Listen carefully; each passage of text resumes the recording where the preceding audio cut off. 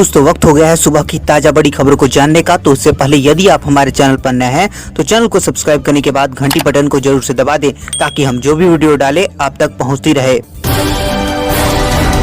जोर पकड़ रहा है किसानों का आंदोलन। अब दिल्ली यूपी हाईवे ठप करेंगे किसान, सरकार का प्रस्ताव ठुकराया। जी हां, नए कृषि कानूनों के खिलाफ जारी किसान आंदोलन जोर पकड़ता हुआ नजर आ रहा है। सरकार की तरफ से दिए गए संशोधन के प्रस्ताव को किसान संगठनों ने नामंजूर कर दिया है।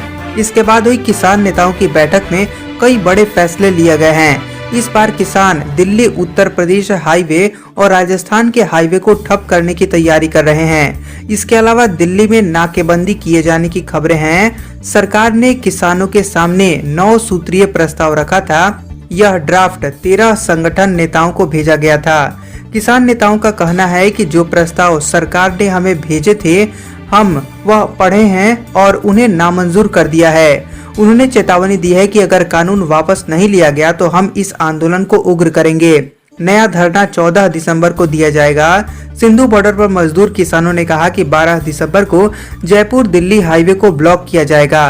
क्रांतिकारी किसान यूनियन के अध्यक्ष दर्शन पाल ने कहा कि हमने सरकार के प्रस्ताव को ठुकरा दिए हैं। किसान आंदोलन में किसानों का समर्थन कर रहे नेता योगेंद्र यादव ने कहा कि सरकार ने जो भरोसे मीटिंग में दिए थे वह भी इन प्रस्तावों में ठीक तरह से नहीं लिखे गए हैं। उन्होंने कहा कि सरकार ने 9 प्रस्तावों में छिटपुट बदलाव किए हैं। यादव ने दावा किया कि जल्द ही इस आंदोलन में देश भर के किसान जुड़ेंगे। तेल कंपनियों ने उपभोक्ताओं को दिया जोर का झटका, चुपके से 50 रुपए बढ़ा दिए एलपीजी सिलेंडर के दाम। जी हां, तेल विपणन कंपनियों ने इस बार रसोई गैस उपभोक्ताओं को जोर का झटका दिया है। अमूमन कंपनियां प्रत्येक महीने की पहली तारीख को रसोई गैस की कीमतों में संशोधन करती हैं और उनकी जानकारी भी सार्वजनिक करती हैं। लेकिन इस बार कुछ अलग हुआ है। 1 दिसंबर को आईओसी ने आपको बता दें कि 14.2 किलोग्राम वाले रसोई गैस सिलेंडर की कीमत में कोई वृद्धि नहीं की है और दिल्ली में इसकी कीमत लगातार 7वें महीने 594 रुपए पर स्थिर रही है। लेकिन अब 8 दिन बाद ही इंडियन ऑयल की वेबसाइट पर 14.2 किलोग्राम गैर सब्सिडी वाले एलपीजी सिलेंडर की कीमत 50 रुपए बढ़ा दी गई है, जिसके कारण दिल्ली में 644 रुपए में यह मिल रहा है। इंडियन ऑयल की वेबसाइट के मुताबिक 1 दिसंबर को देश में 4 महानगरों में 14.2 किलोग्राम बिना सब्सिडी वाले रसोई गैस की कीमत दिल्ली में 594, कोलकाता में 620, मुंबई में 594 और चेन्नई में 610 रुपए बताई गई है।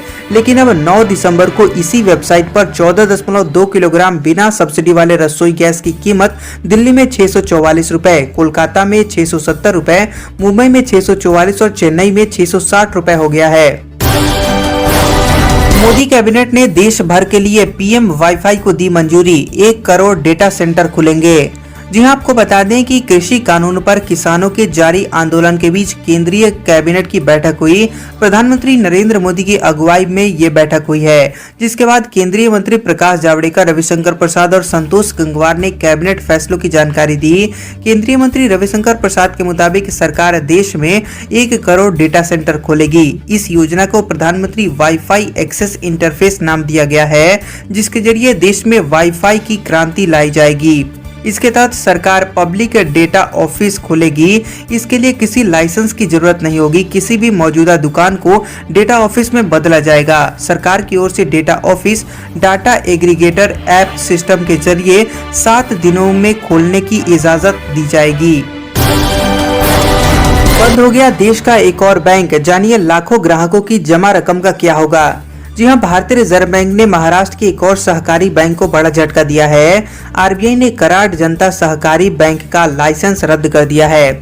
आरबीआई ने बताया कि पूंजी की कमी और कम कमाई की वजह से यह कदम उठाया गया है। आपको बता दें अब से ये बैंक बैंकिंग व्यवसाय नहीं कर पाएगा। अब मेन बात यह है कि इसमें जमा रकम जो ग्राहकों ने जमा की थी उसका क्या होगा। बैंक के ग्राहकों को राहत देते हुए आरबीआई ने कहा कि जमाकर्ताओं के पैसों को वापस देने के लिए एक सामान्य प्रक्रिया को अपनाया जाएगा, जिसके तहत सभी ग्राहकों का पैसा वापस किया जाएगा। जमाकर्ताओं को निर्धारित नियमों और शर्तों के हिसाब से 5 लाख रुपए तक का भुगतान किया जाएगा। आपको बता दें कि यह भुगतान इंश्योरेंस और क्रेडिट गारंटी कॉरपोरेशन करेगा। इस प्रक्रिया के तहत बैंक के 99% जमाकर्ताओं को उनकी पूरी जमा राशि वापस मिल जाएगी। रिजर्व बैंक ने कहा कि ग्राहकों को अपने पैसों के लिए परेशान नहीं होना पड़ेगा। सभी ग्राहकों को धैर्य बनाकर रखना है। बैंक ने कहा कि डिपॉजिटर्स को पूरा भुगतान किया जाएगा। भारत बायोटेक और SII की वैक्सीन को इमरजेंसी यूज की अनुमति नहीं। जी हां, भारत बायोटेक और सीरम इंस्टीट्यूट ऑफ इंडिया की वैक्सीन को इमरजेंसी यूज की अनुमति नहीं दी गई है। यह बात सूत्रों के हवाले से पता चली है। जानकारी मिली है कि इन दोनों वैक्सीन प्रोजेक्ट्स को डेटा लीक की आशंका के चलते अनुमति नहीं दी गई है। गौरतलब है कि भारत बायोटेक ने बीते सोमवार को drug controller general of India से अपनी वैक्सीन के इमरजेंसी यूज की अनुमति मांगी थी। भारत बायोटेक ने vaccine India council of medical research के साथ मिलकर तैयार की है। इसके अलावा सीरम इंस्टीट्यूट ऑफ इंडिया ने एस्ट्राजेनेका ऑक्सफोर्ड की वैक्सीन के लिए इमरजेंसी यूज की अनुमति मांगी थी। SII भी इस प्रोजेक्ट में पार्टनर है और इस प्रोजेक्ट का भारत में ट्रायल भी कर रही है। भारतीय मूल के वैज्ञानिक का दावा, कोरोना टेस्ट पेपर किट में 5 मिनट में मिलेगा रिजल्ट। जी हां, आपको बता दें, कोरोना बीमारी को मात देने की दिशा में दुनिया भर के वैज्ञानिक लगे हुए हैं। ब्रिटेन, चीन और रूस में कोरोना की वैक्सीनेशन की प्रक्रिया भी शुरू हो चुकी है। एक अच्छी खबर यह आ रही है कि भारतीय मूल के एक वैज्ञानिक प्रोफेसर दीपंजन पान के नेतृत्व में कोविड-19 का पेपर टेस्ट डेवलप किया गया है। इस पेपर टेस्ट में इलेक्ट्रोकेमिकल सेंसर लगे होंगे जो 5 मिनट के अंदर कोरोना की मौजूदगी का पता लगा लेंगे। जाहिर सी बात है कि अगर यह पेपर टेस्ट किट कामयाब हो जाता है तो करोड़ों लोगों को इससे फायदा होगा। पश्चिम बंगाल में गरजे JP नड्डा, कहा हम 200 सीट जीतेंगे। ममता सरकार छिपा रही है अपराध के आंकड़े। जी हां, पश्चिम बंगाल में अगले साल होने वाले विधानसभा चुनाव के पहले राज्य में भारतीय जनता पार्टी की सक्रियता बढ़ती जा रही है। पार्टी के राष्ट्रीय अध्यक्ष JP नड्डा ने बंगाल की राजधानी के हेस्टिंग्स में पार्टी के चुनावी कार्यालय का उद्घाटन किया।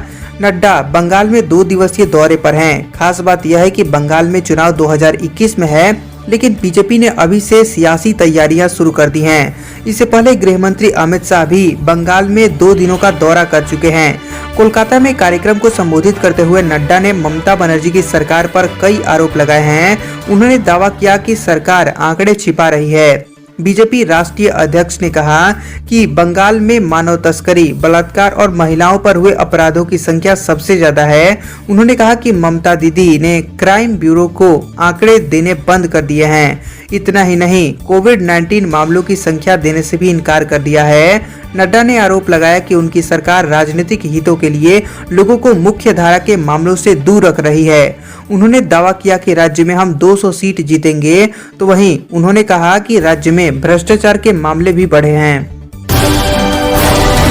पीएम वाईफाई स्कीम के तहत सरकार लगा रही है देश भर में वाईफाई, बिना फीस मिलेगा इंटरनेट। जी हां, सरकार की योजना देश में बड़े स्तर पर वाईफाई नेटवर्क तैयार करने की है, जिसका नाम पीएम वाणी होगा।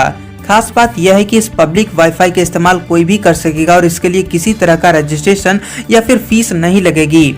Electronics and information technology minister Ravi Shankar Prasad ने बताया कि कैबिनेट ने PM wifi access network interface launch करने का फैसला किया है। देश में पब्लिक डेटा सेंटर खोले जाएंगे। इसके लिए कोई लाइसेंस, फीस या फिर रजिस्ट्रेशन नहीं होगा। इस योजना के जरिए सरकार देश के कोने कोने तक इंटरनेट कनेक्टिविटी पहुंचाना चाहती है और इसकी शुरुआत चाय की दुकानों और लोकल किराना स्टोर्स के साथ होगी। यानी कि किसी भी प्रकार का बिजनेस करने वाले लोग एयरटेल, जियो या फिर किसी दूसरे इंटरनेट सर्विस प्रोवाइडर की सर्विस ले सकते हैं और अपनी जगह पे पब्लिक वाईफाई नेटवर्क की सुविधा शुरू करवा सकते हैं। ऐसे में जो भी व्यक्ति उनकी दुकान या बिजनेस पर आता है वह इस वाईफाई का इस्तेमाल कर सकेगा। राष्ट्रपति से मिलने के बाद राहुल गांधी बोले, सरकार कृषि कानून को वापस ले। जी हां, केंद्र के तीनों नए कृषि कानूनों को वापस लिए जाने की मांग को लेकर किसानों का आंदोलन जारी है।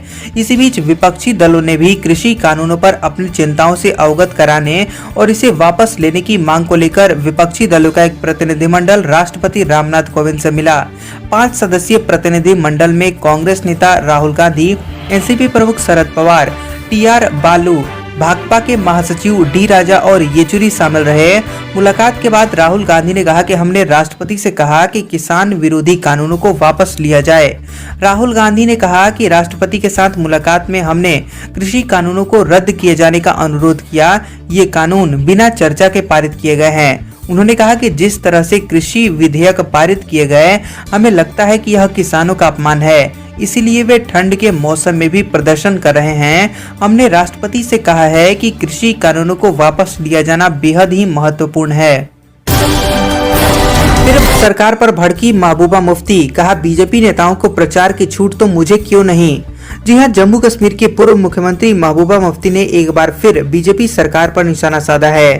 पूर्व सीएम ने दावा किया कि उन्हें फिर से गैर कानूनी तरीके से हिरासत में ले लिया गया है। उन्होंने सरकार के खिलाफ ट्वीट के जरिए नाराजगी जताई है। इसके अलावा उन्होंने राज्य में भारतीय जनता पार्टी के नेताओं की तुलना में दूसरे नेताओं के साथ भेदभाव किए जाने के आरोप भी लगाए हैं। मुफ्ती ने आरोप लगाया कि उन्हें आदिवासी समुदाय के परिवारों से मिलने के लिए गुपकर स्थित निवास से बाहर नहीं जाने दिया जा रहा है। इन परिवारों को जंगल की जमीनों से जबरदस्ती हटा दिया गया था। खास बात यह है कि महबूबा मुफ्ती आदिवासी परिवारों के निष्कासन को लेकर काफी मुखर रही हैं। उनका कहना है कि ये परिवार यहाँ सैकड़ों सालों से रह रहे हैं। हाल ही में उन्होंने समुदाय से मुलाकात के लिए पहलगाम का दौरा भी किया था। आज का मैट कुछ क्वेश्चन आ चुका है। आरबीआई का पूरा नाम क्या है? आप इस सवाल का जवाब जल्दी जल्दी कमेंट बॉक्स में दे दीजिए। और अगर आपने अभी तक नहीं सब्सक्राइब किया है तो चैनल को सब्सक्राइब कर लें, ताकि देश दुनिया की आप सारी खबरों से रह सके अपडेट। तो मिलते हैं दोपहर और दिन भर की खबरों के साथ। अभी के लिए धन्यवाद।